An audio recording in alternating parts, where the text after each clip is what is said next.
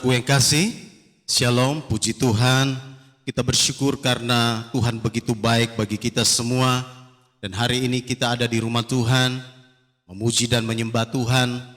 Dan ada juga yang sedang siap untuk mengikuti live streaming, mendengarkan khotbah hari ini. Dan tentunya firman Tuhan hari ini akan menjadi firman Tuhan yang spesial bagi kita. Dan saya sendiri merasakan berkat dari bagian firman Tuhan ini ketika dalam seminggu ini saya berdoa secara khusus dan mempersiapkan firman Tuhan ini. Bahkan ketika membaca bagian firman Tuhan ini, saudara, ini ada pergumulan secara pribadi. Saya pikir ini tema, saya mau kasih apa tema ya. Saya sudah beberapa kali khotbah dari sini dan ada banyak sekali hal penting dari bagian firman Tuhan ini.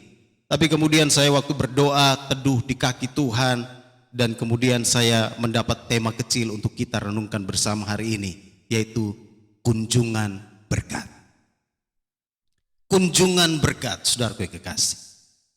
Ketika kita lihat bagian firman Tuhan ini, saudaraku, perhatikan Kejadian pasal yang ke-32. Nanti saudara baca bagian firman Tuhan ini supaya lebih lengkap, tahu jalan ceritanya. Saya anjurkan untuk saudara membaca mulai dari pasal 30. Pasal 30, saudara baca sampai pasal 33. Karena ketika saudara membaca bagian firman Tuhan ini secara lengkap, nanti saudara mengerti maksud khotbah hari ini itu apa. Ketika kita bicara tentang kunjungan berkat, yang saya maksudkan ini bukan manusia mengunjungi manusia. Tetapi ketika kita berbicara tentang kunjungan berkat, saudara perhatikan pembacaan kita tadi. Perhatikan di dalam ayat yang ke-24 sampai ayat yang ke-26. Firman Tuhan katakan begini. Ayat 24, lalu tinggallah Yakub seorang diri dan seorang laki-laki bergulat dengan dia sampai fajar menyingsing. Ketika orang itu melihat bahwa ia tidak dapat mengalahkannya, ia memukul sendi pangkal paha Yakub sehingga sendi pangkal paha itu terpelecok. Ketika ia bergulat dengan orang itu, lalu kata orang itu, biarkanlah aku pergi karena fajar telah menyingsing. Sahut Yakub, aku tidak akan membiarkan engkau pergi jika engkau tidak memberkati aku. Ayat 30 saya baca. Yakub menamai tempat itu Peniel, sebab katanya, aku telah melihat Allah berhadapan muka, tetapi nyawaku tertolong. Saudaraku yang kekasih, perhatikan bagian firman Tuhan ini. Yakub mendapat kunjungan spesial dari Tuhan. Yakub sedang berada di dalam situasi yang sulit. Saya tidak akan jelaskan konteksnya, tapi ini panjang sekali.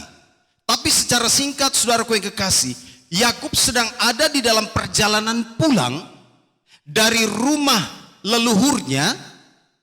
Dia sekarang pulang dan dia sedang ada di dalam sebuah pergumulan yang luar biasa. Karena perpisahan perpisahan Yakub dan Esau pada waktu itu, sebelum ini terjadi ketika dia pulang, mereka punya hubungan itu terkoyak. Kita tahu bersama, Yakub itu menipu abangnya, sehingga abangnya kemudian menjual hak kesulungannya. Lalu kemudian karena itu Yakub melarikan diri dan Esau marah sekali, dan Esau berpikir bahwa satu waktu saya akan bunuh dia. Tetapi kemudian perpisahan mereka itu cukup lama dan akhirnya Tuhan mengerjakan perubahan-perubahan di dalam hidup Yakub dan juga Esau, dan sekarang Yakub sementara dalam perjalanan pulang. Waktu dia pulang, saudaraku yang kekasih, perhatikan di dalam pasal 32, menarik sekali. Yakub dia berdoa kepada Tuhan. Perhatikan di dalam ayatnya yang ke-7, 8, 9, 10 dan 11 pasal 32. Tapi saya baca saja ayatnya yang ke-9. Pasal 32. Kemudian berkatalah Yakub, ya Allah nenekku Abraham dan Allah ayahku Ishak, ya Tuhan yang telah berfirman kepadaku, pulanglah ke negerimu serta kepada sanak saudaramu, dan aku akan berbuat baik kepadamu. Sekali-kali aku tidak layak untuk menerima segala kasih dan kesetiaan yang engkau tunjukkan kepada hambamu ini. Sebab aku membawa hanya tongkatku ini waktu aku menyeberangi sungai Yordan ini. Tetapi sekarang telah menjadi dua pasukan. Permasalahannya di ayat 11. Lepaskanlah kiranya aku dari tangan kakakku, dari tangan Esau, sebab aku takut kepadanya. Jangan-jangan ia datang membunuh aku, juga ibu-ibu dengan anak-anaknya. Yakub ada di dalam situasi yang sangat sulit. Dia serba salah, dia mau pulang, tapi memang dia harus pulang. Lalu kemudian di perjalanan itu dia bergumul dan dia berdoa. Dia bilang, Tuhan, Tuhan engkau yang janji kan? Tuhan engkau yang janji bahwa aku harus pulang ke rumah nenek moyangku, ke rumah ayah ibuku. Lalu kemudian Yakub berdoa di sana. Dan dalam pergumulan yang luar biasa itulah ini menjadi sebuah rangkaian cerita. Dan di dalam ayat yang tadi saya sudah baca, pasal 32, ayatnya yang ke-25, 24, 26. Kemudian ada seorang laki-laki datang dan mengunjungi Yakub. Makanya tema hari ini ialah kunjungan berkat. Kesaksian tadi itu menarik saudara ya. Wah, saya senang sekali ini nyambung dengan apa yang saya khotbahkan hari ini. Kalau Tuhan memilih seseorang untuk mengunjungi dia, berarti itu sebuah kunjungan yang spesial saudara. Banyak orang mau ketemu Tuhan, banyak orang mau ketemu malaikat Tuhan, cari-cari, berdoa, puasa segala macam, tapi Tuhan tidak mengizinkan dirinya untuk datang bertemu dengan orang-orang itu. Tapi ada orang-orang spesial yang Tuhan punya rencana khusus bagi mereka, yang Tuhan datang dan mengunjungi mereka, sama seperti Yakub. Yakub ada di dalam situasi sulit dan Tuhan datang mengunjungi dia. Dan itu sebabnya saudaraku yang kekasih, perhatikan bagian firman Tuhan ini. Kunjungan Tuhan, ketika Tuhan mengunjungi Yakub, maka sebenarnya hal pertama yang menjadi tujuan Tuhan untuk mengunjungi Yakub, yaitu Tuhan hendak meneguhkan janji penyertaannya bagi Yakub. Kalau Tuhan mengunjungi saudara dan saya secara pribadi, maka pastikan ini bahwa dia pasti punya tujuan, karena Tuhan tidak kurang kerja untuk kemudian datang dan jalan-jalan mau tamasya dan mengunjungi saudara dan saya. Betul? Tuhan itu bukan Tuhan yang tidak ada kerjaan, yang kemudian saya mau jalan deh, singgah di ini, anak punya tempat kos ada di sini, saya coba datang ke sana ya. Enggak kayak gitu. Tuhan punya rencana, dan ketika dia hendak mengunjungi seseorang, mengunjungi seorang pribadi, seorang yang dia sudah tetapkan untuk menerima kunjungan itu, maka tentunya ada tujuannya, yaitu dia ingin meneguhkan janji penyertaannya. Saya mau bertanya, berapa banyak di antara saudara yang berjumpa dengan Tuhan secara pribadi di sini? Puji Tuhan, 1, 2 tadi, puji Tuhan. Ada yang lain lagi yang langsung lihat berhadapan muka? Saudara, ketika kita bicara tentang bagian firman Tuhan ini, maka setiap orang percaya itu spesial di mata Tuhan. Amin. Ketika saudara dan saya ada di dalam pergumulan-pergumulan yang hebat, maka ingatlah bahwa Tuhan ada bersama dengan saudara dan saya. Yakub ada di situasi yang sangat sulit, dan dia bilang begini, Tuhan, saya mau maju, Tuhan, saya mau bertemu dengan kakak saya, tapi masalahnya dia pasti akan bunuh saya karena saya pernah melakukan hal yang curang kepada dia. Permohonan Yakub begitu luar biasa, pergumulan Yakub begitu luar biasa, dan ketika dia bergumul dengan Tuhan, Tuhan memutuskan untuk mengunjungi dia secara pribadi. Maka ketika baca ayat 24, 25, 26, jangan lupakan konteksnya di sebelumnya. Ada sebuah pergumulan yang luar biasa. Yakub bergumul luar biasa. Dia bilang, Tuhan Allah nenek moyangku Abraham dan Ishak, Tuhan, engkaulah Allah yang menuntun aku, engkau yang mengucapkan firman-Mu kepadaku. Bahkan dia katakan begini, waktu saya keluar dari rumah bapak ibu saya, itu saya cuma bawa tongkat. Perhatikan ayat itu, di sana dikatakan, ayat yang ke-10, sebab aku membawa hanya tongkatku ini waktu aku menyeberangi sungai Yordan ini, tetapi sekarang telah menjadi 2 pasukan. Artinya Yakub berkata, Tuhan, saya pastikan, saya yakini bahwa engkau yang memimpin saya. Dulu saya hanya pergi bawa tongkat, nggak ada apa-apa. Saya lari karena kakak saya sedang berencana membunuh saya. Tapi sekarang saya kembali dengan harta yang banyak, kambing domba, istri, anak-anak, kemudian pasukan. Dia bilang, saya kembali sekarang 2 pasukan Tuhan. Dan saya berseru, saya bergumul, saya berserah kepada Tuhan. Dan di tengah-tengah pergumulan Yakub itu, Tuhan mengunjungi dia. Menariknya saudara, perhatikan. Saya mau baca ayat yang ke-22 dan 23. Pada malam itu Yakub bangun dan ia membawa kedua istrinya, kedua budaknya perempuan dan ke-11 anaknya, dan menyeberang di tempat penyeberangan sungai Yabok. Sesudah ia menyeberangkan mereka, ia menyeberangkan juga segala miliknya. Ayat 24. Lalu tinggallah Yakub seorang diri, dan seorang laki-laki bergulat dengan dia sampai fajar menyingsing. Tinggallah Yakub seorang diri. Catat itu baik-baik. Yakub sedang ada di dalam situasi yang sulit. Dia sedang bergumul untuk keluarganya. Dia takut istri anak-anaknya nanti berhadapan dengan Esau dan Esau akan bunuh. Oh, sebagai seorang kepala keluarga ini beban yang cukup berat. Dan Yakub berdoa, dia mengambil waktu untuk seorang diri. Dia sudah seberangkan semuanya. Dia memilih untuk seorang diri.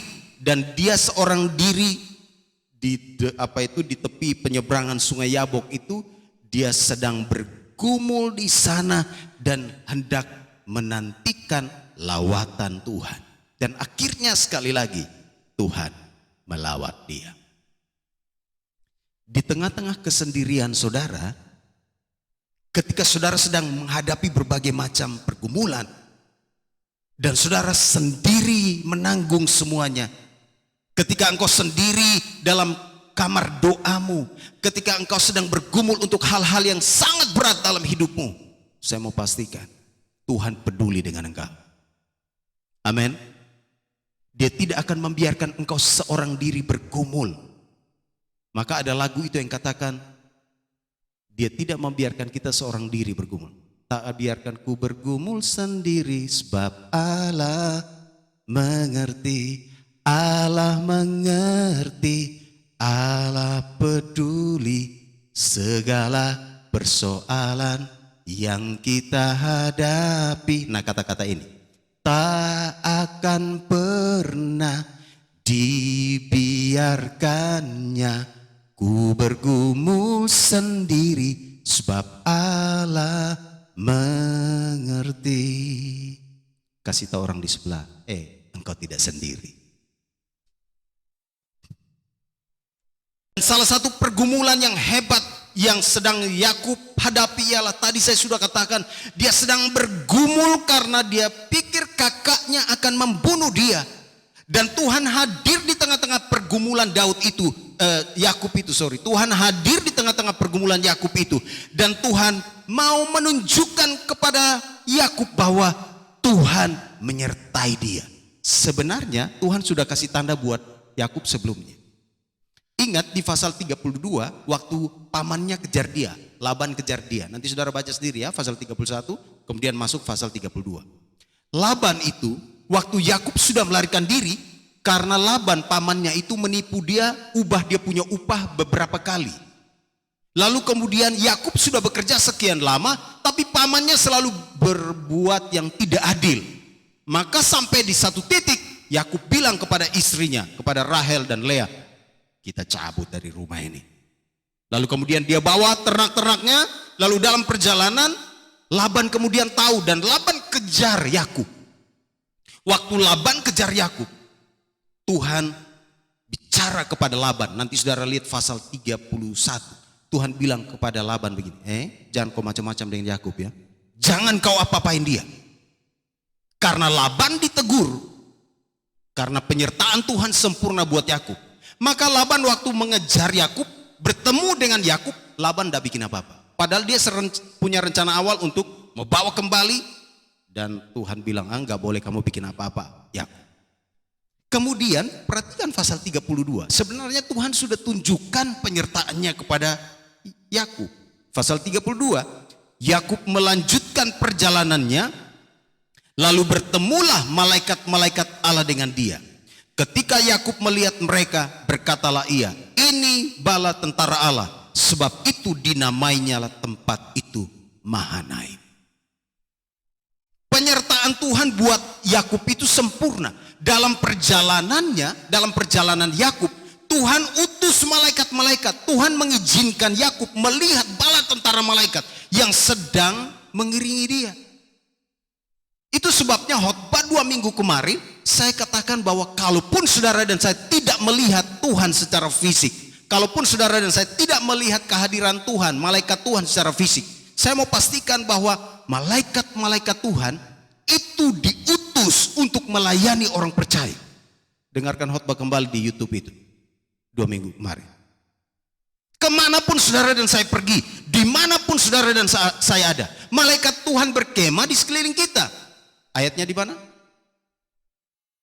Mazmur 34 ayat 8. Malaikat Tuhan berkemah di sekeliling orang percaya.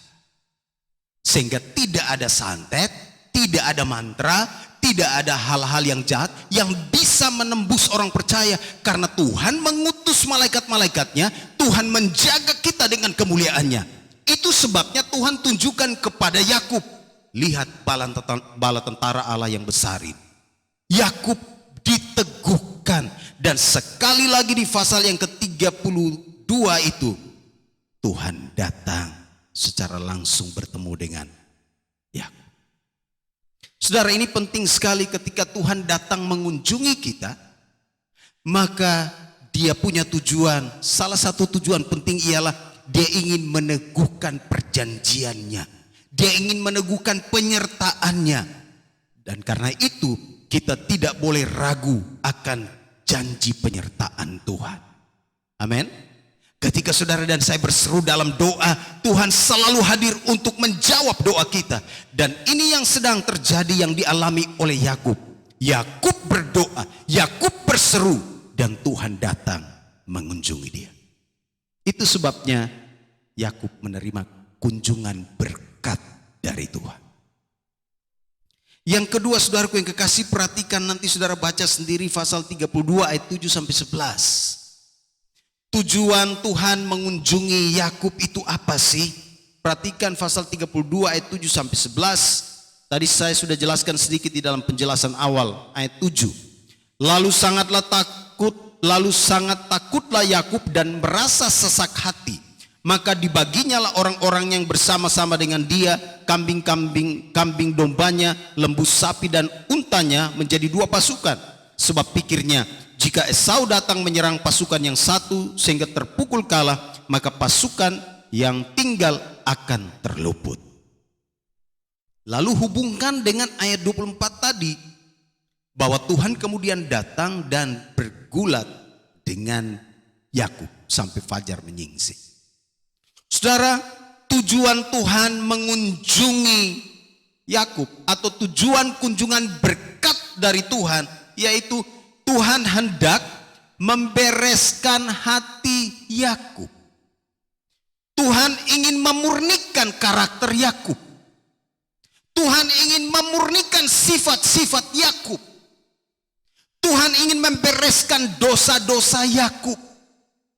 Maka Tuhan datang untuk melawat dia. Jangan lupa, ketika sedang bergumul, ketika mereka sedang bergulat, perhatikan ayat yang ke-26 itu, lalu ayat yang ke-27, bertanyalah orang itu kepadanya, siapakah namamu? Pertanyaan saya, apakah Tuhan tidak tahu ini Yakub? Sehingga dia perlu tanya. Apakah Tuhan tidak tahu yang dia sedang kunjungi ini adalah Yakub? Sehingga dia perlu nanya lagi. Tuhan maha tahu atau tidak? Tuhan maha tahu. Tetapi kenapa dia tanya Yakub, siapakah namamu? Lalu kemudian sahutnya, Yakub. Saudara, arti nama Yakub saudara tahu atau tidak? Jacob, Yakub. Arti nama Yakub apa? Halo? Ini kita mau retreat nih, kayaknya perlu sedikit itu ya, perlu sedikit apa itu nanti CCA lah untuk itu ya. Arti nama Yakub itu apa sih? Halo? Jangan kalian cari di Google lah. Arti nama Yakub itu penipu. Waktu Tuhan bertanya kepada Yakub, siapakah namamu? Tuhan ingin Yakub menjawab dengan jujur. Dan nama Yakub menunjukkan identitas dan karakter dia sesungguhnya. Tuhan bilang, siapa namamu? Lalu dia bilang, saya penipu Tuhan. Saya Yakub. Saudara perhatikan, ini menarik sekali karena setelah itu Tuhan ubah namanya dari Yakub menjadi Israel. Waktu Tuhan datang mengunjungi Yakub, sebenarnya Tuhan punya agenda khusus, ingin memurnikan karakternya, ingin membersihkan hatinya, ingin membereskan sifat-sifat Yakub yang sungguh-sungguh bertentangan dengan kehendaknya. Yakub seorang penipu. Yakub terbiasa menipu, bukan? Di rumah papa mamanya dia sudah terbiasa menipu. Betul? Waktu ayahnya Ishak mau kasih berkat, dia dengan mamanya, mereka dua kerjasama. Biasa di rumah begitu ya. Kalau punya anak satu mungkin anak tunggal ya tidak ada kerjasama. Mereka mungkin sayang. Tapi kalau sudah punya 2, 3 atau 4, biasanya ada yang bilang, sudah mulai ada blok-blok tuh. Apalagi kalau punya anak 7. Itu terjadi blok-blok. Yang satu lebih dekat dengan mama, yang satu lebih dekat dengan bapak. Kan begitu. Esau lebih dekat dengan bapaknya, Yakub lebih dekat dengan mamanya. Dan ketika Ishak di masa tuanya sudah mau meninggal, biasanya tradisi orang Yahudi, biasanya kalau orang tua sudah mau meninggal, cepat-cepat anak-anak itu dipanggil untuk dimintai berkat. Dan ketika mereka berdoa untuk meminta berkat, itu pasti akan terjadi buat anak-anaknya. Makanya ketika Ishak sudah tua, mamanya bilang, dek, papa itu matanya sudah rabun. Gimana? Papa itu saya dengar minta kakakmu Esau pergi ke padang untuk berburu, lalu dia setelah makan makanan dari kakakmu, dia mau kasih berkat buat kakakmu. Jadi cepat sudah, kakakmu sudah pergi ke padang. Jadi sudah kita dua kerjasama. Kau lihat di sana ada kambing kah? Atau domba? Kau pergi ambil 1 ekor, kita dua kemudian potong, hidangkan buat papamu. Dan kita minta supaya papamu kasih berkat yang seharusnya diberikan kepada kakakmu itu pindah ke kamu. Lalu itu terjadi ya. Lalu kemudian mereka bersama-sama menipu Ishak. Yakub adalah penipu. Perhatikan, sebelum itu juga dia menipu kakaknya. Kakaknya pulang dari padang capek-capek, lalu kemudian dia sedang masak masakan itu kacang merah itu. Lalu kemudian Esau bilang gini, dek, kau masak apakah? Yakub bilang, enggak usah tanya, mau kah? Ya cobalah kamu kasih dulu 1 piring lah. Tidak ada makan siang gratis. Yakub bilang, sorry, gak ada gratis. Kau harus bayar. Esau bilang, masa kita bersaudara pakai bayar-bayaran nih? Ndaklah, saya tidak minta kamu yang aneh-aneh. Cukup saja kamu kasih saja hak kesulunganmu. Lalu Esau tanpa pikir panjang, orang kalau sudah lapar tanpa pikir panjang tuh langsung respon cepat sekali. Betul? Bertindak emosional. Biasanya kalau orang sudah lapar itu bertindak emosional. Cobalah bertemu dengan orang yang sedang lapar-laparnya, kamu korek dia sedikit itu tensinya naik sampai di ujung rambut. Kan begitu. Esau bilang, sudahlah kau ngomong apa itu hak kesulungan, ngomong apa sudah nggak perlu. Lalu kemudian Yakub menipu dia dan akhirnya hak kesulungan itu pun diambil oleh Yakub. Itu sebabnya Yakub punya nama tuh penipu. Dan Tuhan mengunjungi dia, Tuhan ingin membereskan sifat-sifatnya, Tuhan ingin membereskan karakternya, Tuhan ingin memurnikan dia agar dia kemudian menjadi seorang yang berkenan kepada Tuhan. Dan Yakub mengalami lawatan Tuhan, malaikat itu, dan itu bukan sekedar malaikat, karena kemudian Yakub kemudian mengerti ayat yang ke-30. Yakub menamai tempat itu Peniel sebab katanya, aku telah melihat Allah berhadapan muka. Allah sendiri datang kepada Yakub. Pertanyaannya, kalau saudara dikunjungi oleh Tuhan secara pribadi, kira-kira kondisi kamu seharusnya seperti apa? Atau beda? Kira-kira kalau kamu tiba-tiba Tuhan menampakkan diri kepada kamu, seharusnya apa yang terjadi dalam atau pada dirimu? Apa? Berdoa? Sempat berdoa ya? Begitu Tuhan datang, oh Bapa kami di surga dikuduskan namamu, datanglah kerajaanmu. Yakub bilang begini, aku telah melihat Allah berhadapan muka tetapi nyawaku tertolong. Maksudnya begini, kalau Tuhan datang dalam kemuliaannya, dia menunjukkan dirinya kepada kita, sebenarnya kita akan mati. Seharusnya kita mati loh. Karena apa? Kemuliaan Tuhan itu menghanguskan kita. Kita bukan siapa-siapa. Tapi kalau kita masih hidup, sama seperti Yakub masih hidup, dia bilang, ini grace, ini anugerah, ini kasih karunia Tuhan. Dan itu sebabnya dia bilang, aduh, saya sudah melihat wajah Tuhan, saya sudah menerima kunjungannya, tapi nyawaku tertolong. Saudara, ini penting, menarik sekali. Tuhan datang, Tuhan hadir, berjumpa dengan Yakub untuk memurnikan karakter dia. Aduh, saya ini seorang berdosa. Kalau Tuhan kunjungi saya secara pribadi, berarti Tuhan mau agar saya mengikut dia, agar hidup saya berkenan kepadanya, agar sifat saya, karakter-karakter saya menyenangkan hati Tuhan. Dan ini yang saya mau katakan, Tuhan sedang membereskan hati Yakub. Yang terakhir, ketika kita lihat bagian firman Tuhan ini, saudaraku yang kekasih, perhatikan, ketika Tuhan mengunjungi kita, ketika Tuhan datang untuk berjumpa dengan kita, maka ayat itu berkata kepada kita semua, perhatikan ayatnya yang ke-26, lalu kata orang itu, namamu tidak akan disebutkan lagi Yakub, tetapi Israel, sebab engkau telah bergumul melawan Allah dan manusia, dan engkau menang. Pertanyaannya, apa betul Yakub menang lawan Tuhan? Adakah manusia yang ketika Tuhan datang berkunjung kepada dia, lalu dia bergumul dengan Tuhan, lalu dia menang lawan Tuhan? Tidak ada. Ini salah satu ayat yang sulit dalam Alkitab yang perlu kita pahami, yang saya mau jelaskan hari ini. Ketika Alkitab berkata kepada kita bahwa Tuhan berkata bahwa Yakub telah bergumul melawan Allah dan manusia dan dia menang, itu bukan berarti bahwa Yakub lebih hebat dari Tuhan. Bukan. Tetapi ketika bicara tentang dia bergumul melawan Allah dan manusia dan dia menang, nanti saudara baca pasal 33 ya. Pasal 33. Karena itu ada hubungannya dengan ketika Yakub nanti berjumpa dengan Esau. Waktu Yakub berjumpa dengan Esau, Yakub pikir kakaknya itu akan bunuh dia. Dia bilang, sudahlah, saya pasrah, saya pasti mati, keluarga saya dibunuh. Dia punya pikiran seperti itu. Tetapi Tuhan kemudian mengunjungi Yakub dalam pergumulan pergumulan Yakub bersama dengan Tuhan.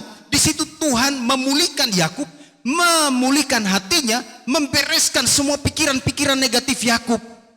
Membuat dia memandang hanya kepada Tuhan, membuat dia bersandar kepada Tuhan. Dan ketika dia bersandar kepada Tuhan, maka Yakub akhirnya menang. Menang atas siapa? Menang atas dirinya, menang atas pergumulan-pergumulannya, menang atas masalah-masalahnya, dan menang untuk berhadapan dengan Esau. Dan akhirnya, saudara lihat, waktu Yakub sampai bertemu dengan Esau, Esau tidak membunuh dia. Itu sebabnya ketika firman Tuhan ini berkata Tuhan mengunjungi Yakub, maka sebenarnya tujuannya ialah Tuhan ingin meneguhkan janji kemenangan bagi Yakub. Saudara, ini penting. Saya mau katakan, orang Kristen pasti akan diberikan kemenangan oleh Tuhan, meskipun dia berhadapan dengan masalah-masalah yang hebat. Ini masalah waktu saja. Ketika saudara dan saya ada dalam sebuah pergumulan yang hebat, berjalanlah bersama dengan Tuhan, bergumullah dengan Tuhan, sebab Tuhan pasti akan memberikan kemenangan kepada engkau. Masa depanmu akan indah. Tidak ada satu kekuatan pun yang bisa merenggut nyawamu. Tidak ada satu kekuatan pun yang bisa merenggut nyawa kita. Sebab hidup mati kita semua ada di dalam tangan Tuhan. Amin. Bahkan Hizkia saja sakit. Sudah sekian lama sakit. Nanti saudara baca bagian firman Tuhan itu. Tuhan sendiri sudah bilang, Nabi Yesaya pergi bertemu dengan Hizkia dan bilang, sampaikan salam terakhir kepada keluargamu sebab engkau akan mati. Tapi ketika Hizkia berdoa sungguh-sungguh, Tuhan melihat air matanya, Tuhan kemudian melawat dia. Dan firman Tuhan datang kepada Yesaya. Yesaya kembali, pergi ke Hizkia katakan, dia tidak jadi mati, saya mau perpanjang lagi umurnya 15 tahun lagi. Dan Alkitab berkata, Hizkia kemudian hidup 15 tahun lagi. Artinya apa? Hidup mati saudara dan saya ada dalam tangan Tuhan.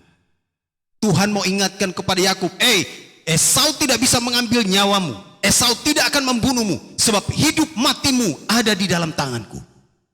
Itu sebabnya Tuhan hadir berjumpa dengan Yakub untuk meneguhkan dia, menguatkan dia, dan memberikan janji kemenangan kepada Yakub. Sehingga nama Yakub berubah menjadi Israel. Tahu arti Israel? Israel itu artinya menang bersama Allah. Atau bahasa lainnya ialah Allah pemenang. Makanya Israel, saudara tidak bisa akan apa-apain dia sampai kiamat. Karena itu nama ada janji di sana. Yakub diubahkan nama. Dan saya mau berkata kepada saudara dan saya, ini bukan hanya ditujukan kepada Yakub, tapi ditujukan juga kepada kita semua. Kalau saudara dan saya berjalan bersama-sama dengan Tuhan, ingat, kemenangan selalu ada di depan. Amin. Kemenangan selalu ada, berkat selalu melimpah, mujizat selalu dinyatakan, dan dia tidak akan membiarkan engkau jatuh dan tergeletak, sebab tangannya akan menopang engkau senantiasa. Karena itu, berjalanlah bersama dengan Tuhan. Nikmatilah kunjungan ilahi dia setiap hari. Dan saya mau katakan, saudara dan saya harus bangun mesbah doa tiap hari bersama Tuhan. Sebab di dalam doa kita akan melihat Tuhan menyatakan kuasanya, menyatakan mujizatnya, dan memberikan kemenangan kepada kita. Kiranya firman Tuhan ini meneguhkan kita semua.